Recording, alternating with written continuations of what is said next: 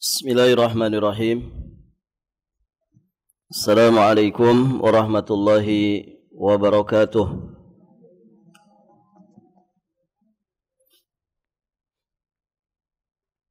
Alhamdulillahi rabbil alamin. Wabihi nasta'in ala umuri dunya waddin. Wassalatu wassalamu ala ashrafil anbiya'i wa imamil mursalin, nabiyyina Muhammadin alaihi afdhalus salati wa atammu taslim wa ala alihi wa ashabihi ajma'in wa sallama tasliman mazidan ila yaumiddin, thumma amma ba'd. Allahumma inna nas'aluka ilman nafi'an wa rizqan tayyiban wa amalan mutaqabbala. Allahumma 'allimna ma yanfa'una wanfa'na bima 'allamtana wa zidna ilman. Para hadirin akhwat wa ummahat fillah rahimani wa rahimakumullah. Alhamdulillah, pada pagi hari ini insyaallah kita akan melanjutkan pembacaan dan pembahasan kitab Syakhsiyah Al-Mar'ah Al-Muslimah Kama Yasughuhal Islam fil Kitabi was Sunnah, karya Dr. Muhammad Ali Al-Hashimi hafizahullahu ta'ala wa ra'ah. Baik, ibu-ibu yang dirahmati Allah, kita masih di pembahasan muslimah bersama dengan Rabbnya, yakni pada poin ta'malu ala nusrat dinillah. Di antara karakteristik jati diri seorang muslimah terkait dengan Rabbnya, dia berbuat untuk menolong agama Allah Subhanahu wa ta'ala. Ini karakter muslimah yang mestinya ada pada diri kita sebagai muslimah, pun demikian sebagai muslim. Di sini penulis memberikan beberapa contoh bagaimana perjuangan, pengorbanan, jerih payah yang dilakukan oleh wanita-wanita istimewa di dalam menolong agama Allah Subhanahu wa ta'ala, yang sudah dikisahkan Asma binti Umais, istri dari Ja'far bin Abi Thalib. Kemudian juga sudah dikisahkan seorang wanita yang istimewa bernama Nasibah binti Ka'ab Al-Maziniyah.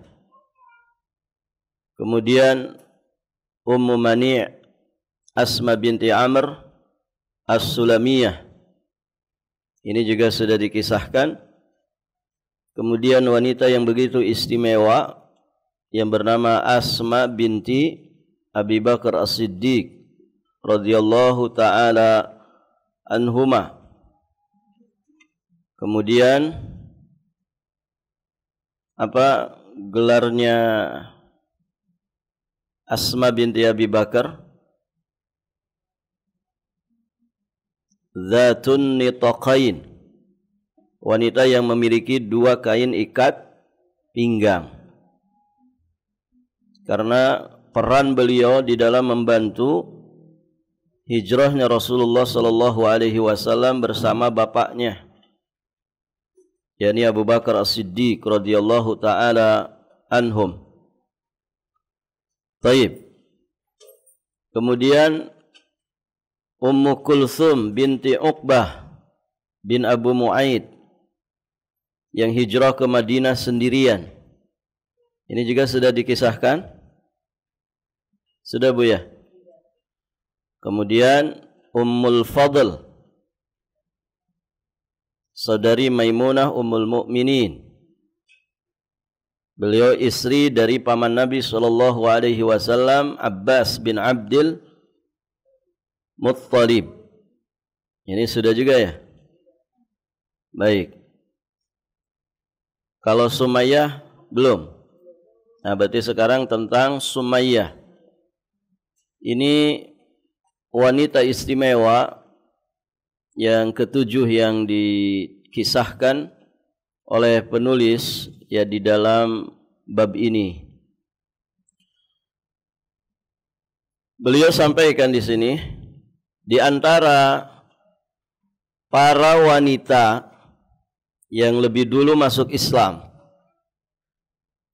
dan harus banyak berkorban karena mendapatkan berbagai macam siksaan, penderitaan dan juga tekanan adalah Sumayyah Ummu Ammar bin Yasir, ibu dari sahabat yang mulia Ammar bin Yasir. Jika tiba tengah hari yang terik dengan pasir yang panas membakar, Banu Makhzum membawa Sumayyah beserta anak dan suaminya. Berarti beserta siapa suaminya? Suaminya Sumayyah Yasir. Putranya siapa? Ammar. Jadi tiga-tiganya dibawa ke tengah padang pasir.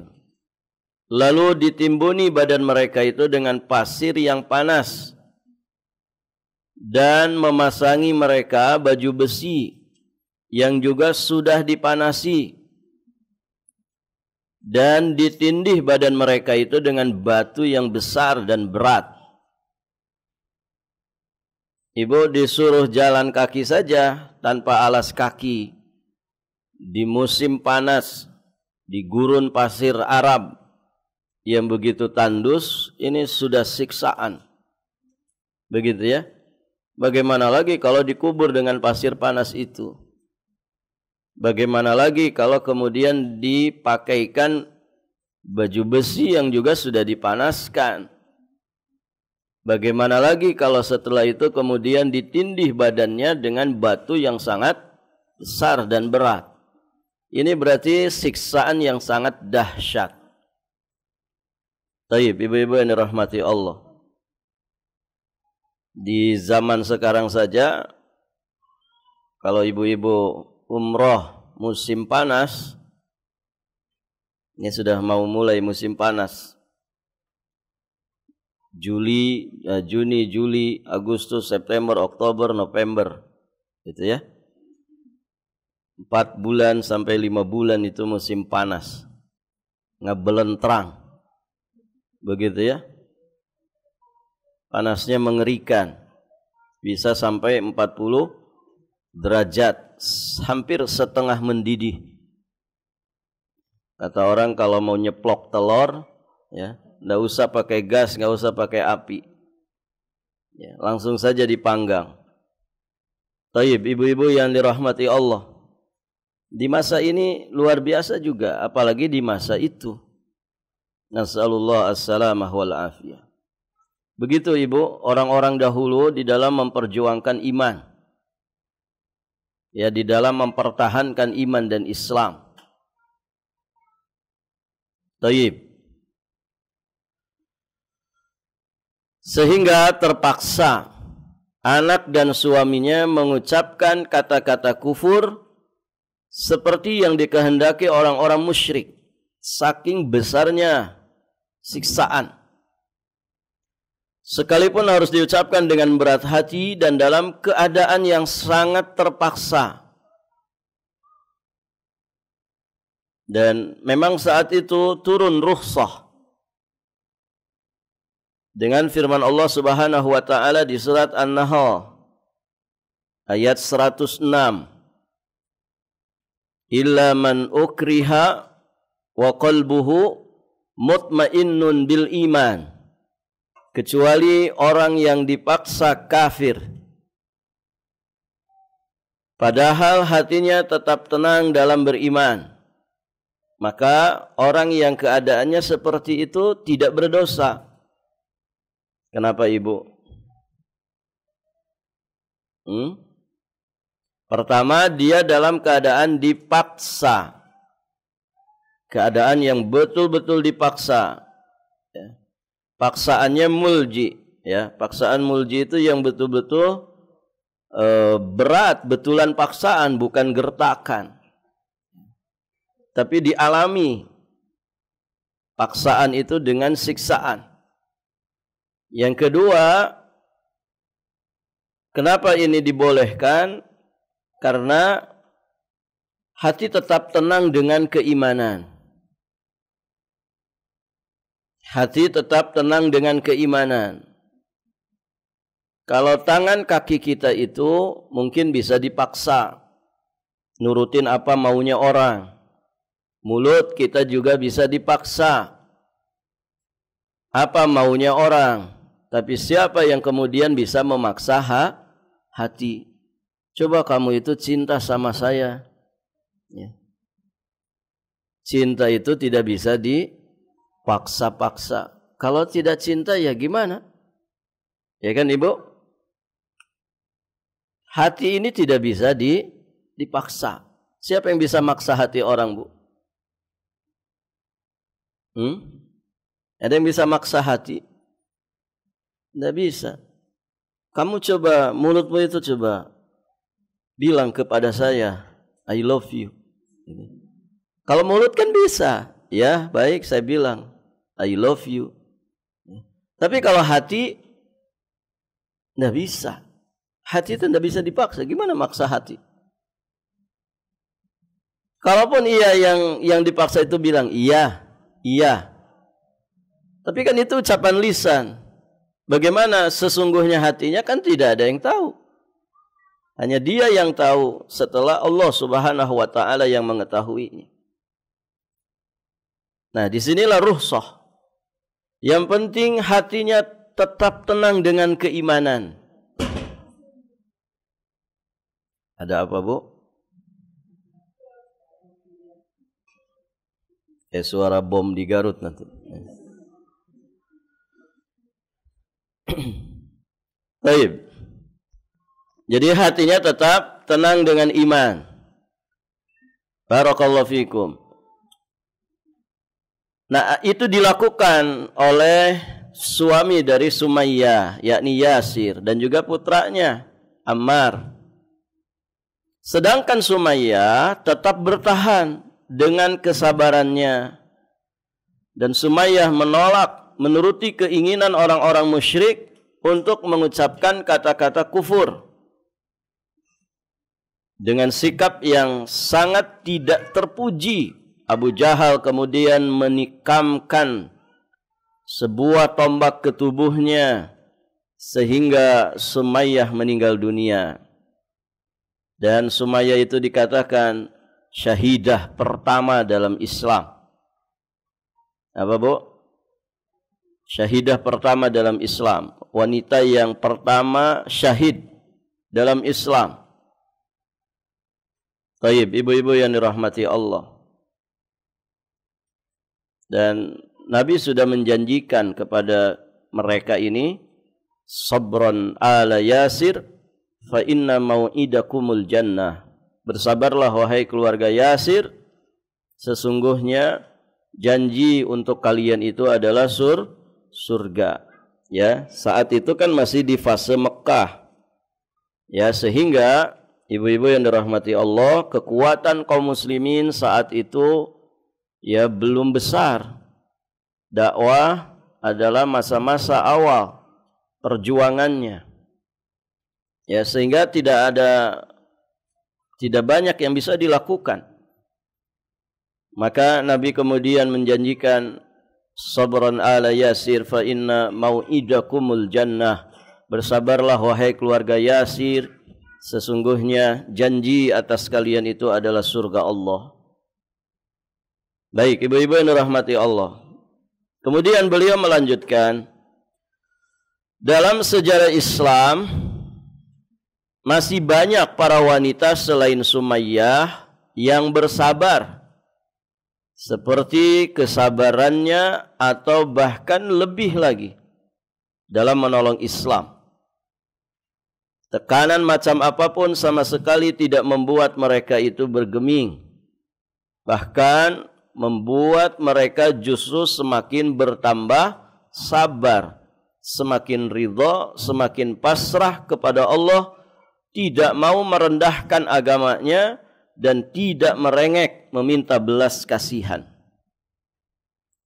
Bahkan para penulis biografi sempat mencatat beberapa nama orang laki-laki yang lemah, kecuali Bilal yang terpaksa harus menyelamatkan dirinya dengan mengucapkan kata-kata yang memuaskan orang-orang zalim.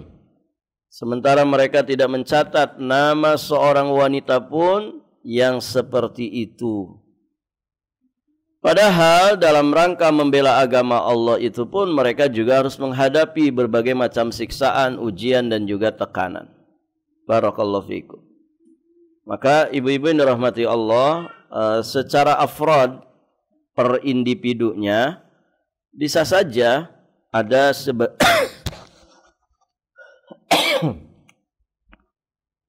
bisa saja ada sebagian wanita itu yang lebih istimewa dari sebagian laki-laki dari sisi afrodnya, individunya.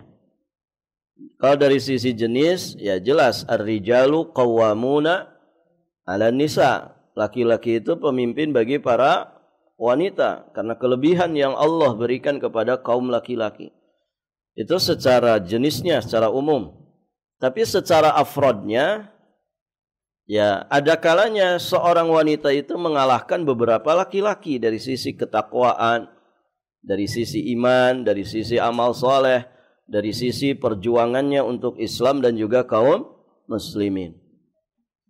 Ya. Ibu-ibu di sini kalau misalkan mengalami apa yang dialami Sumayyah, kira-kira gimana, Bu?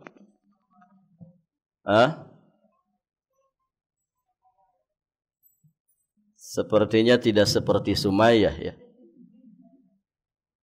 Namanya saja mungkin yang bisa sama, Sumayyah. Tapi imannya, keteguhannya, ketabahannya dan pengorbanannya mungkin berat gitu. Orang-orang dahulu luar biasa, Ibu, mempertahankan iman. Barakallahu fikum. Harusnya kita yang anteng-anteng aja berislam, beriman, harusnya kan lebih hebat lagi, Ibu ya. Barakallahu fikum. Namun demikianlah ya, bahwa satu zaman semakin jauh dari Nabi biasanya semakin rusak. Baik, yang berikutnya. Wanita yang ke-8 yang disampaikan dan dikisahkan di dalam bab ini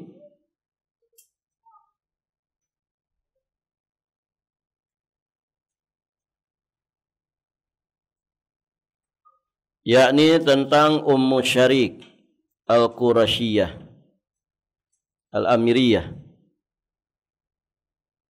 Ummu Syarik Al-Qurasyiyah Al-Amiriyah. Sebagaimana yang diriwayatkan Abdullah bin Abbas radhiyallahu taala anhuma, terdapat bukti yang hidup tentang mantapnya akar iman di dalam jiwa para wanita muslimah, ketegaran, kesabaran mereka sekalipun harus menghadapi siksaan dan tekanan. Ibnu Abbas menyampaikan, Islam merasuk ke dalam hati Ummu Syarik saat beliau di Mekah. Setelah masuk Islam, beliau mendatangi para wanita Quraisy secara sembunyi-sembunyi untuk menyeru dan mengajak mereka kepada Islam, mendakwahi wanita Quraisy supaya masuk Islam. Setelah Ummu Syarik masuk Islam, berarti punya semangat dakwah yang luar biasa. Karena dia terus-menerus bergerilya, maka penduduk Mekah pun akhirnya mengetahuinya. Mereka memegang Ummu Syarik dan berkata kepadanya, kalau bukan karena kaummu, maka kami akan berbuat sesuka kami kepadamu, tapi kami akan menyerahkan dirimu kepada mereka. Karena kabilah Quraisy saat itu kabilah yang disegani. Baik. Ummu Syarik kemudian menuturkan sendiri, mereka membawaku di atas punggung onta tanpa ada alasnya ataupun pijakan kaki sama sekali. Seorang wanita dinaikin ke atas onta tanpa pakai pijakan, tidak pakai alas, berarti tidak ada pelananya. Nah, ini berbahaya, apalagi bagi seorang wanita.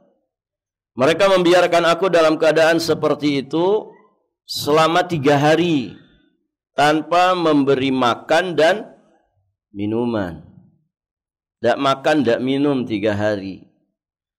Pada hari ketiga tidak kudengar apa-apa di bawahku. Jika mereka singgah di suatu tempat, mereka mengikat badanku dan membiarkan aku tersengat teriknya matahari. Sementara mereka berteduh, mereka juga menyimpan makanan dan minuman agar tidak bisa kujamah hingga mereka melanjutkan perjalanannya lagi. Intinya disiksa, ya, dibuat menderita. Mereka tidak berbuat hanya sebatas pengorbanan seperti itu, tapi mereka juga maju ke medan perang bersama Rasulullah sallallahu alaihi wasallam dan para sahabat di berbagai peperangan.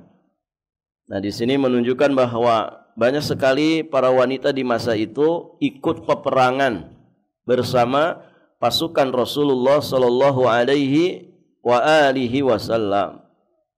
Ya, tentu di bidang yang tidak seperti laki-laki begitu Ibu ya. Bukan ngangkat pedang, bukan main tombak, bukan main panah. Biasanya kalau perempuan ikut di medan perang, bagian apa Bu? Ya, merawat tentara yang terluka, begitu kan? Kemudian bagian ya dapur, bagian ya intinya menjadi pendamping. Ya, bukan di tugas utama. Namun itu pun tentu tidak mudah, kan begitu. Baik, ibu-ibu yang dirahmati Allah. Ada yang pernah ikut perang di sini? Zaman Belanda atau zaman Jepang gitu, Bu? Ada? Orang-orang dulu mungkin kakek-kakek kita ya. Kakek saya pernah cerita mengalami itu. Dan mereka cerita gitu kan. Yang paling menderita itu adalah masa penjajahan Jepang. Itu paling menderita. Baik, ibu-ibu yang dirahmati Allah.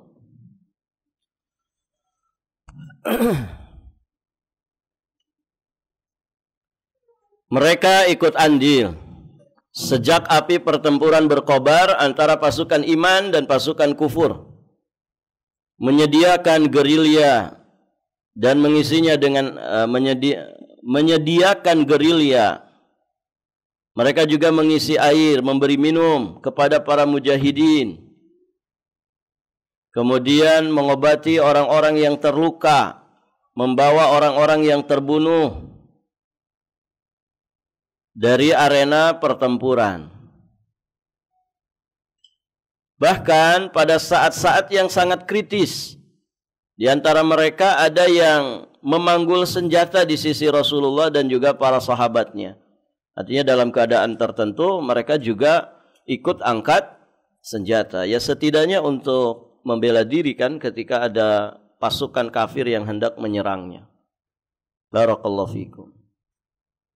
Telah disebutkan di berbagai hadis dalam Sahih Al-Bukhari dan Sahih Muslim yang menggambarkan para wanita muslimah di abad yang paling baik, bagaimana Islam hidup di dalam hati mereka yang menyatakan cinta kepada Allah dan Rasul-Nya. Nah, itu Ummu Syarik Al-Qurasyiyah Al-Amiriyah. Berikutnya juga dikisahkan tentang Ummu Atiyah Al-Ansariyah. Ummu Atiyah Al-Ansariyah. Beliau menyatakan, aku ikut berperang bersama Rasulullah sallallahu alaihi wasallam dalam 7 peperangan. Masya Allah. ikut berperang bersama Nabi dalam 7 peperangan. Aku berada di belakang mereka, membuatkan makanan bagi mereka, mengobati yang terluka dan ngurusin yang sakit. Kemudian juga tentang Ummu Sulaim. Yang datang riwayatnya dari Anas bin Malik, beliau menyatakan Rasulullah pernah berperang bersama-sama Ummu Sulaim dan beberapa wanita Ansar lainnya. Mereka bertugas memberi minum dan mengobati orang-orang yang terluka. Ini juga tugas mulia. Ya, walaupun perannya bukan di peran utama, barakallahu fikum, tapi ya sangat krusial. Barakallahu fikum. Artinya apa yang mereka lakukan ini, ya kalau kemudian tidak ada juga merepotkan barisan kaum muslimin. Ya ibarat kalau ban mobil gitu, pentil itu kan kecil. Tapi kalau tidak ada pentil, bisa jalan gak ibu? Tidak bisa jalan. Nah dalam pengorbanan, perjuangan untuk Islam dan juga kaum muslimin, ya tidak peduli kita di peran yang mana. Ya, selama itu dalam perjuangan untuk Islam dan kaum muslimin, maka yakinlah Allah tidak akan menyia-nyiakannya. Begitu ya. Taib, mungkin kita tidak disorot, tidak ada masalah. Yang penting kita punya peran untuk Islam dan juga kaum muslimin. Tidak disebar di medsos mungkin, tidak dikenal namanya, tidak ada masalah. Yang penting Allah Maha tahu tentang perjuangan kita untuk Islam dan juga kaum muslimin. Taib, ibu-ibu yang dirahmati Allah. Kemudian juga Rubayyi binti Muawidh. Di riwayat Imam Al-Bukhari, beliau berkata, kami pernah bersama-sama Nabi dalam peperangan. Kami bertugas memberi minum, mengobati yang terluka dan membawa pulang ke Madinah orang-orang yang terbunuh. Dibawa pulangnya pakai apa, Bu? Ambulan begitu? Kira-kira pakai apa? Ditandu. Bisa jadi ditandu. Ditandu sama 4 orang untuk 1 jenazah. Ya bisa jadi ya mungkin digerek sama roda, barakallahu fikum, ya sama sesuatu yang bisa digerek sama hewan tunggangan. Intinya tidak semudah membawa jenazah di masa ini. Begitu ya. Di masa ini bawa jenazah, Masya Allah pakai ambulan. Tinggal dibunyiin aja sirenenya, semua orang minggir. Begitu kan? Artinya ini tugas yang begitu mulia. Mengobati ya para mujahidin yang terluka dan bawa pulang ke Madinah orang-orang yang terbunuh. Ini bukan pekerjaan mudah. Ya di masa itu. Taib, ibu-ibu yang dirahmati Allah. Belum lagi menghadapi jenazahnya, kan begitu ya? Mengobati luka, ya dari luka para mujahidin. Ini juga bukan perkara mudah. Ya ibu, ada sebagian orang lihat darah itu ngelepok, pingsan dia. Baru ngelihat darah. Apalagi ngelihat lukanya yang mungkin dia tangannya putus, tulangnya kelihatan karena dagingnya terobek, ada yang kena panah mungkin, kena tusuk tombak, ada yang mungkin belah kepalanya. Ya kan ibu? Ini tidak mudah. Tidak mudah. Menghadapi keadaan seperti itu tidak mudah. Orang yang jijian, orang yang tidak bisa melihat darah, orang yang tidak bisa melihat luka, ya tidak bisa. Berarti mereka ini wanita-wanita yang berhati tegar luar biasa. Ya. Menghadapi berbagai macam tantangan. Gitu ya. Sebagian wanita itu kan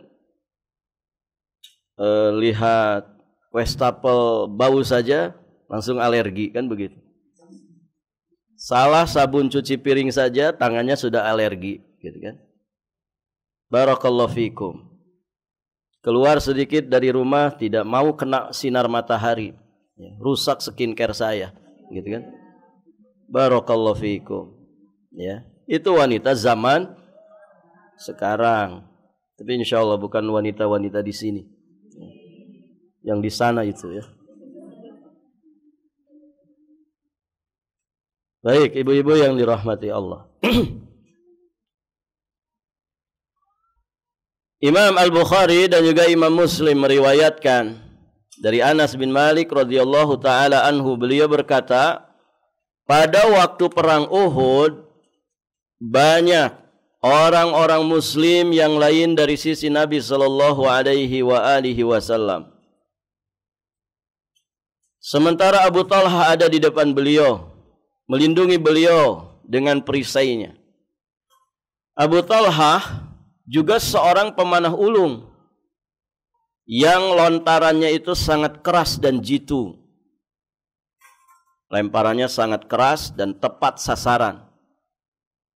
Menunjukkan bahwa dia berarti punya fisik yang luar biasa, tenaganya besar.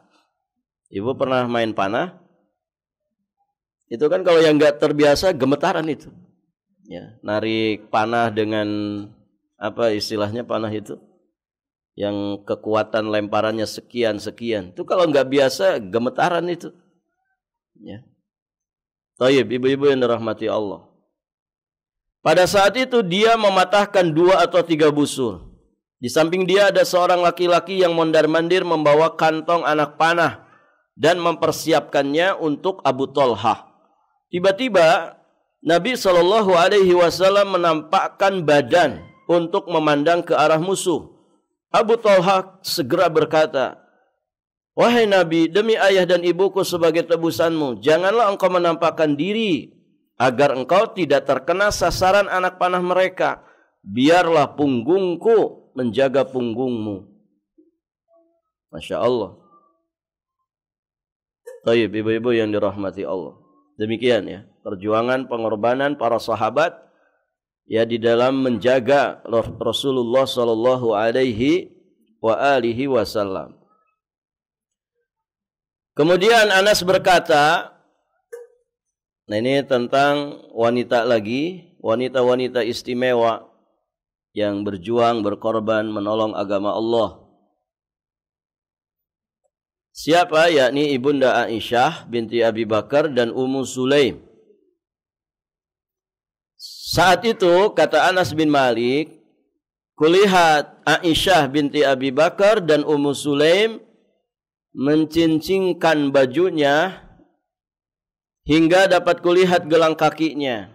Keduanya membawa kantong air di punggung, lalu meminumkannya ke mulut orang-orang, lalu mundur ke belakang untuk ngisi air lagi, lalu kembali dan meminumkannya ke mulut orang-orang. 2 atau 3 kali pedang terjatuh dan tangan Abu Talha ya, karena serangan rasa kantuk yang amat berat. Dari mungkin ini ya, bukan dan. Ini ininya banyak keliru. 2 atau 3 kali pedang terjatuh dari tangannya Abu Talha karena serangan rasa ngantuk yang sangat berat. Masya Allah. Dan dibantu oleh Ibunda Aisyah tadi sama Ummu Sulaim. Masya Allah. Sungguh besar andil yang dilakukan 2 wanita yang terhormat ini dalam meredam gejolak para mujahidin dan mendinginkan dada mereka yang kehausan selagi mereka berada di kancah peperangan yang berkobar-kobar di tengah udara terbuka yang terkenal panas di negeri Hijaz.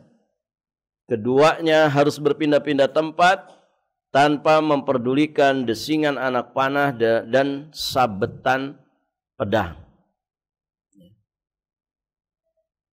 Baik, ibu-ibu yang dirahmati Allah. Ya mungkin yang sekarang dialami oleh saudara-saudara kita di mana? Di Gaza. Allahumma ansurhum wa tsabbit aqdamahum. Ya semoga Allah Subhanahu wa taala menolong mereka, mengokohkan iman dan Islam mereka, dan semoga mereka bersabar atas segala ujian yang Allah berikan kepada mereka yang menjadi korban, semoga Allah jadikan mereka orang-orang yang mendapatkan husnul khatimah dan juga mendapatkan syahadah. Karena itulah Khalifah Umar bin Al-Khattab radhiyallahu taala anhu lebih mengutamakan Ummu Salit Al-Ansariyah ketimbang istrinya sendiri Ummu Kulthum binti Ali dalam pembagian kain dan bulu di antara para wanita Madinah. Diutamakan Ummu Salit Al-Ansariyah. Kenapa? Karena Ummu Salit yang menjahit dan memperbaiki kantong air pada waktu perang Uhud. Hingga karena pekerjaannya inilah banyak para mujahidin yang diserang rasa kantuk dan tenaga mereka pun menjadi pulih kembali. Menjahit kantong air. Kantong air di masa dahulu, kirbah, itu biasanya dari kulit kambing, Ibu ya. Nanti dijahit, dijadikan tempat air minum. Ada yang pernah lihat, Bu? Air minum yang dari kulit kambing. Ada yang pernah lihat? Gampang sekarang mah ya, lihat aja di YouTube ada. Ibu kalau umroh di Jeddah kalau tidak salah ya, itu ada museum itu. Museum yang bisa dikunjungi. Nah itu alat-alat orang-orang Arab zaman dahulu. Nah di antaranya ada kirbah. Tempat air minum yang terbuat dari kulit kambing. Jadi dia masih seperti kambing bentuknya, model. Ada yang tidak meninggalkan bentuknya, ada yang kemudian sudah dibentuk jadi bentuk tertentu.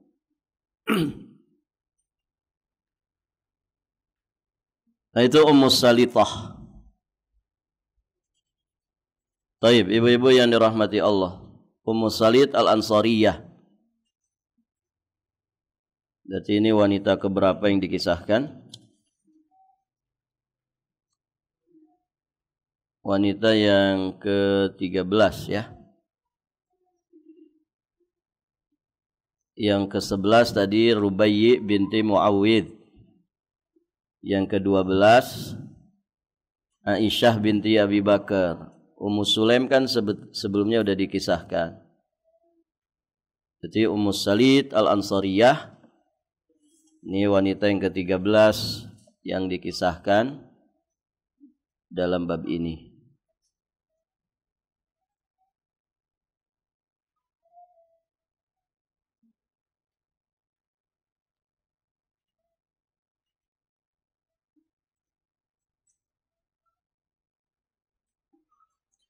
Baik. Masih kisah Umar ibn al-Khattab, bagaimana beliau mengutamakan Ummu Salit yang menjahit dan memperbaiki kantong air pada waktu perang Uhud. Imam Bukhari meriwayatkan dari Sa'labah bin Abu Malik bahwa Umar bin Khattab membagi beberapa lembar kain dan bulu di antara para wanita Madinah. Hingga akhirnya tersisa satu lembar yang sangat bagus.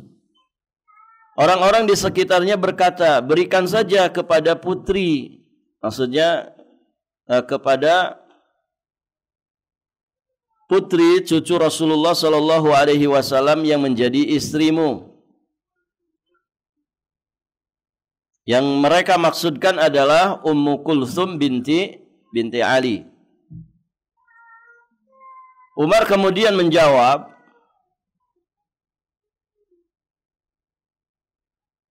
Ummu Salit lebih berhak.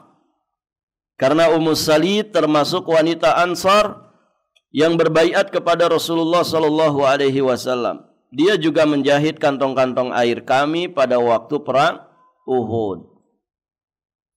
Pada waktu perang Uhud, wajah Rasulullah sallallahu alaihi wasallam, gigi serinya yang dekat dengan gigi taring pecah. Bibir beliau bagian atas juga terluka. Wajah, bibir, dan giginya Nabi terluka. Fatimah yang membersihkan luka-luka beliau, sementara Ali yang mengucurkan air. Nah, ini Fatimah juga dikisahkan di sini. Fatimah ini siapa, Ibu? Putrinya Nabi, putrinya Nabi.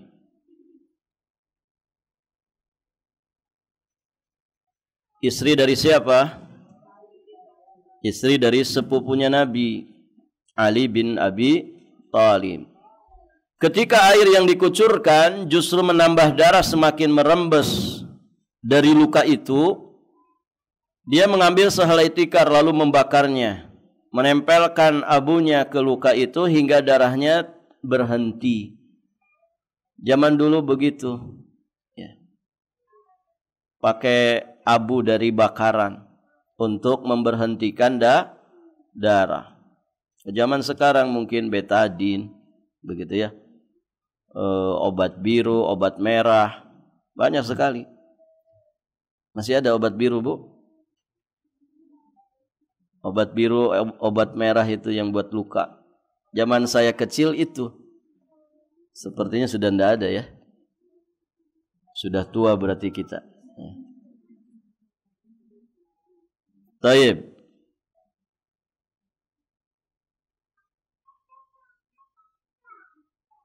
Di antara para wanita yang juga tegar pada saat-saat yang kritis sewaktu perang Uhud adalah Sofiyah binti Abdul Muttalib. Siapanya Nabi ini?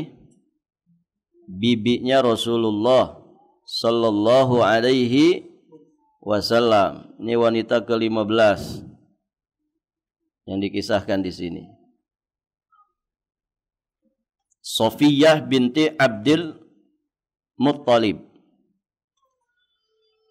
Beliau datang sambil mengibas-ngibaskan tombak, seakan hendak menimbukkannya ke wajah orang-orang sambil berkata, "Kaliankah yang telah lari dari Rasulullah sallallahu alaihi wasallam?"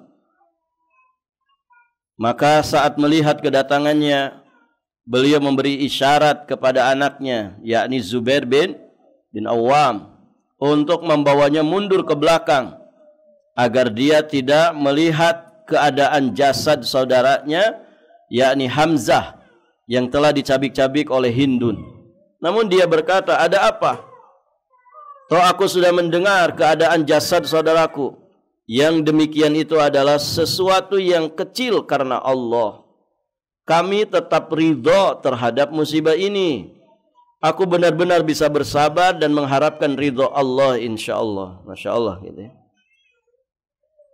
Biasanya kebanyakan wanita tidak seperti itu, Ibu ya. Kebanyakan wanita tidak seperti itu. Ini saudaranya sendiri, yakni Hamzah bin Abdul Muttalib, yang sudah dicabik-cabik, ya dibelek dadanya, dikeluarkan jantungnya, dikunyah oleh siapa ini? Hindun. Barakallahu fikum. Ya. Tapi ternyata Sofiyah binti Abdul Muttalib, ya, beliau tegar, ya, tidak gimana-gimana begitu. Bahkan beliau katakan itu sesuatu yang kecil kalau semuanya karena Allah. Beliau ridho terhadap musibah ini dan benar-benar bersabar mengharapkan ridho Allah. Ada sebagian orang, ya, melihat darah saja kebayangnya sampai 1 minggu kan begitu. Mau makan jadi susah, kebayang darah tadi ada yang tabrakan di sana. Padahal bukan siapa-siapa dia. Hanya mungkin sekilas saja dia melihat. Barakallahu fikum. Nah, ini luar biasa. Sofiyah juga ternyata ikut aktif dalam perang Khandaq. Seperti biasanya, jika Rasulullah Shallallahu Alaihi Wasallam keluar dari Madinah untuk memerangi musuhnya, maka beliau menempatkan para wanita di benteng milik Hasan bin Thabit, yang termasuk benteng terkuat di Madinah. Tiba-tiba ada seorang Yahudi yang lewat, lalu mengendap-endap mengelilingi benteng. Sofia kemudian berkata, "Wahai Hasan, itu ada seorang laki-laki Yahudi yang mengintari benteng. Demi Allah, aku tidak merasa aman jika dia sampai mengabarkan keadaan kita kepada orang-orang Yahudi. Sementara Rasulullah dan para sahabat terlalu sibuk untuk ngurusi kita. Maka turunlah dari benteng dan bunuhlah dia." Ini perintah dari siapa? Perintah dari siapa, Bu? Dari Sofiyah. Hasan kemudian berkata, "Semoga Allah mengampunimu, wahai putri Abdul Muttalib. Demi Allah, engkau sudah tahu sendiri, aku bukan orang yang mahir dalam masalah ini. Yang punya bentengnya yakni Hasan bin Thabit, ya ternyata kurang mahir ya di dalam membunuh orang kafir." Artinya kan tidak mudah, Ibu ya. Tidak mudah. Berhadapan dengan lawan, berduel, ya. Kita niatnya membunuh dia, bisa jadi kita yang justru duluan kebunuh, kan begitu. Maka setelah Sofia mendengar ucapan Hasan ini, dia segera bangkit dan memungut sebuah tiang penyangga, lalu turun dari atas benteng dengan mengendap-endap. Dia dapat memukul orang Yahudi itu sampai mati. Siapa yang melakukan ini? Sofia. Luar biasa. Setelah kembali ke benteng, dia berkata kepada Hasan, "Turunlah dan urusilah mayatnya. Kalau bukan karena dia orang laki-laki, tentu sudah kuurusi sendiri." Masya Allah, Ibu ya. Coba kalau misalkan dia perempuan itu yang sudah dibunuh itu, akan aku urus sendiri. Tapi ini laki-laki, ya. Kita berlawanan jenis. Maka akhirnya Sofiyah menyuruh Hasan supaya mengurusi jasad yang sudah mati ini dari Yahudi. Maka Hasan menjawab, "Aku tidak merasa perlu mengurus mayatnya, wahai putri Abdul Muttalib." Taib, ibu-ibu yang dirahmati Allah. Begitu ya keberanian Sofiyah binti Abdul Muttalib, bibi dari Rasulullah sallallahu alaihi wa alihi wasallam. Baik, ibu-ibu yang dirahmati Allah. Ini banyak sekali ya kisah-kisah ini. Nanti kisah berikutnya masih berkaitan dengan wanita-wanita istimewa di perang Uhud, yakni Nusaybah binti Ka'ab Al-Maziniyah. Ini sudah dikisahkan ya.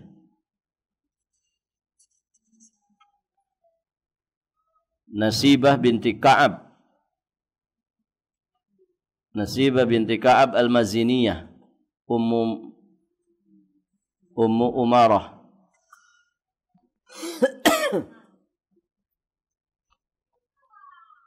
Wanita yang kedua yang dikisahkan di sini,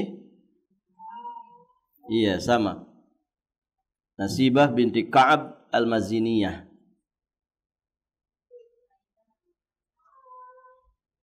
Nasibah, nun sin ya ba kemudian ta, Nasibah.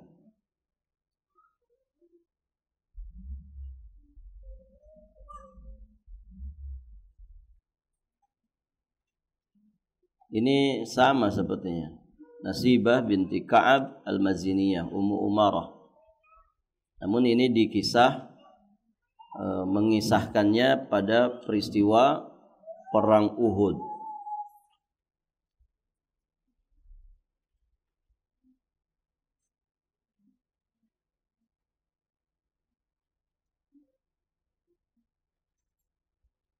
Nanti ada Ummu Sulaim binti Milhan.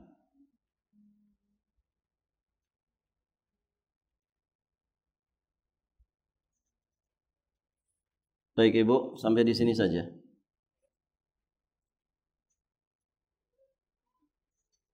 nanti tentang Nusaybah binti Ka'ab al-Maziniyah kita bahas di kesempatan berikutnya biidznillah. Kamis depan pelajarannya apa? Jadwal saya bukan Ibu. Kamis depan. Atau libur. Banyak tanggal merah.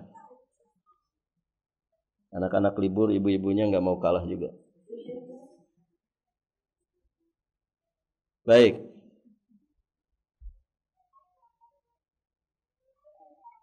Kamis besok masih jadwal saya, Ibu. Kajiannya apa? Kitab ini juga. Nah, sudah, nanti ini untuk kesempatan berikutnya. Insyaallah satu kali pertemuan lagi. Nanti masuk di poin Mu'tazzah bi syahsiyatiha al-islamiyah wa dinihal haq. Berbangga dengan kepribadian yang islami dan berbangga dengan agamanya yang hak.